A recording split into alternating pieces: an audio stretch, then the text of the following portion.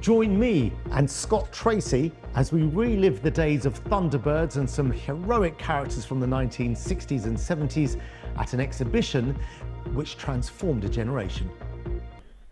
Now, hands up who's old enough to remember this. Would you believe it's now 60 years since Thunderbirds first hit our screens? Well, the puppet show about the adventures of international rescue was a huge hit with audiences young and old. A new exhibition in West London is celebrating the impact of Tracy Island and the crew. We sent the FAB Asad Ahmed to take a look. This is what cutting-edge sci-fi adventure looked like decades before Marvel films, and how it took the country by storm. 5, 4, 3, 2, 1.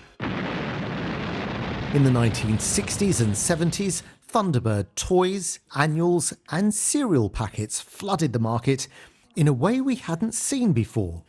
I'm Jamie Anderson, son of the late great Jerry Anderson, and I'm here to talk all about Thunderbirds.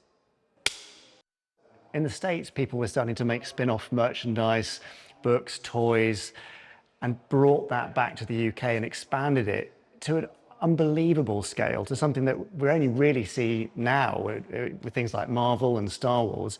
Having Thunderbirds everywhere, that was something brand new and something which I think built a lifelong connection. Many people thought Thunderbirds, Captain Scarlet and others were American-made, but they were actually all made in Slough. The shows were not American, they were indeed made in Slough. I think Dad would have been thrilled to think that you thought it was American, that anybody thought it was American. Among the items which very few people have seen before is the life-size replica of Thunderbirds 3, and Scott Tracy here, complete with moving lips. They were busy saving the world in the 1960s and 70s, and every child wanted a piece of them. It led to superfans becoming huge collectors. David's one of them who's lent to this exhibition.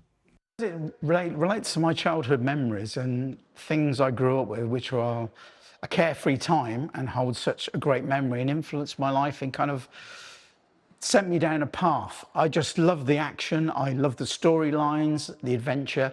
It blew my mind. Thunderbirds are go.